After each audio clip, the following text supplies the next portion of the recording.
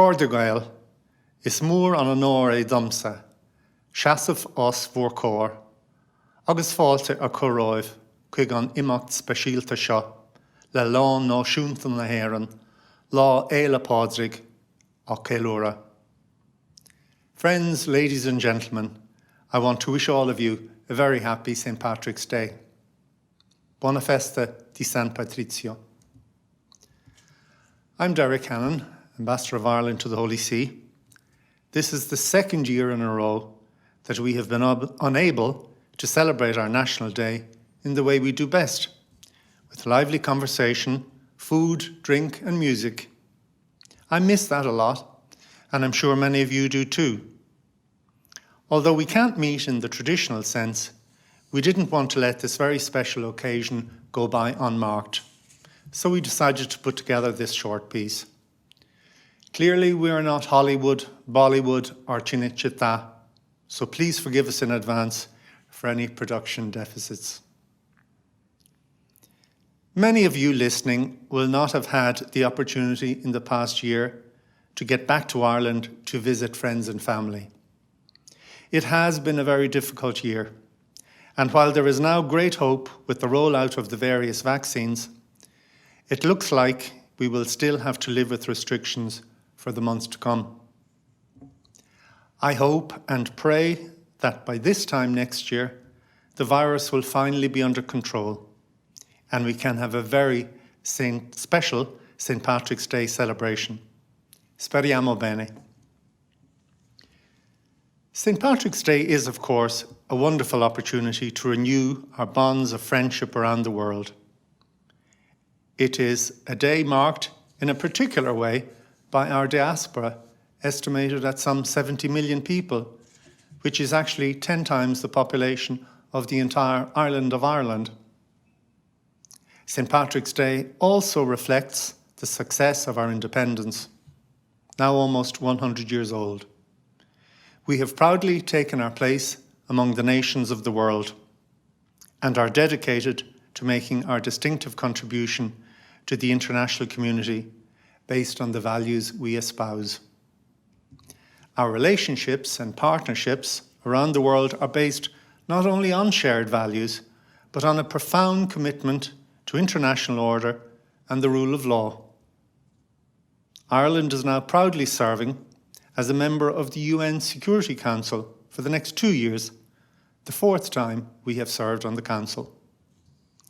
We believe that global challenges are best addressed through dialogue and cooperation, whether they are challenges of climate change, peace and security, or territorial disputes. Good government and leadership is indispensable to successful engagement on these and other issues. And with that in mind, I have the great honour of introducing our Head of Government, Taoiseach Micheál Martin, TD, to address you. Accorda Gael is Accorda Galéir. Lá speisialta é lá éile pádraig, de gach Gael sa bhaile nó thar lear. St. Patrick's Day is a special day, a day when no matter where in the world we are, we celebrate our heritage and culture. So let me begin by wishing you all a happy St. Patrick's Day, to our 70 million strong diaspora and our many friends across the globe. This has been a difficult year for our Irish community abroad. Many of you have lost loved ones. You have been unable to spend time with family and friends. You have missed Christmas, birthdays, weddings, and sadly even funerals. I want in particular to acknowledge and thank the many Irish who have helped lead the fight against COVID-19, our dedicated health workers at home, but also the many Irish doctors and nurses, research scientists and public health officials around the world. Many of you have put yourselves and your families at risk so that others might be safe. But now, at last, we can look forward to better days.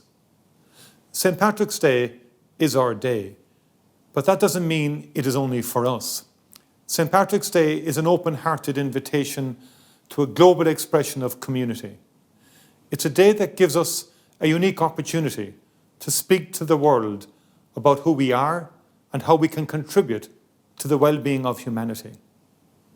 There is, I believe, an ambition that we all now share, that we will learn from what has happened, and that our responses will reflect both our interconnectedness and our interdependence.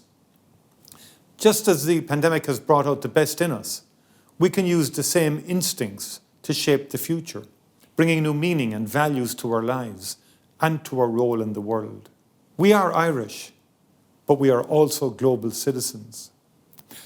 COVID-19 has reminded us that we need global solutions and international cooperation for global challenges, that no nation, large or small, can meet these challenges on their own. St. Patrick's Day is an opportunity for us, this year especially, to express that sense of solidarity. Ireland is an open country, an outward-facing place. Irish people have always sought to make a contribution wherever they have gone.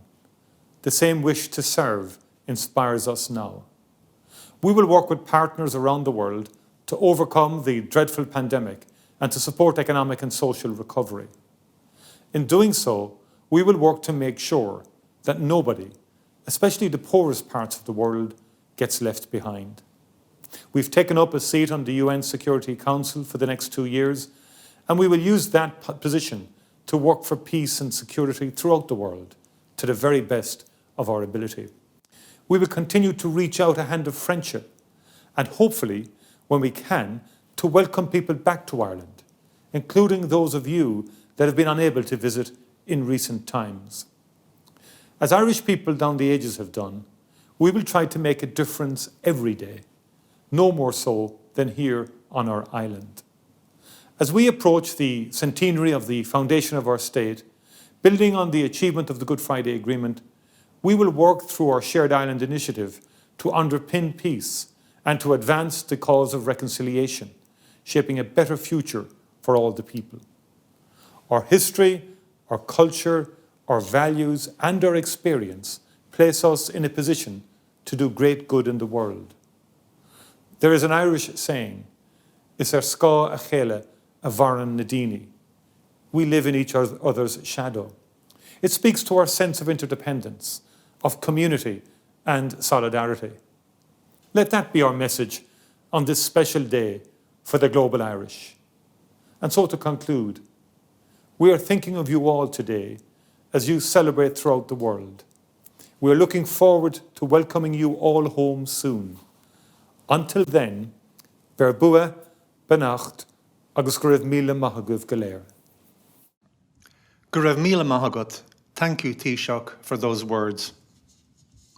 Friends, we Irish learned at school that St. Patrick was brought to Ireland as a slave. When he famously heard the call of the Irish and decided to return, he did so as a missionary. And it is not an exaggeration to say that the Irish have a tradition of missionary service going back centuries. In fact, it goes back to the so-called Dark Ages after the fall of the Roman Empire, when St. Columba founded a monastery on the island of Iona in Scotland in the 6th century. In the intervening 1500 years, countless Irish men and women have given their lives in the service of God and their fellow man.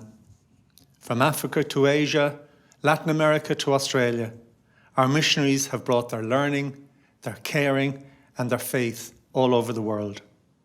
Today, they may be thinner on the ground, but their vital work continues. And today, I would like to introduce you to one of today's Irish missionaries. She's Sister Orla Tracy, a Loreto sister from Bray, working in the world's newest country, South Sudan.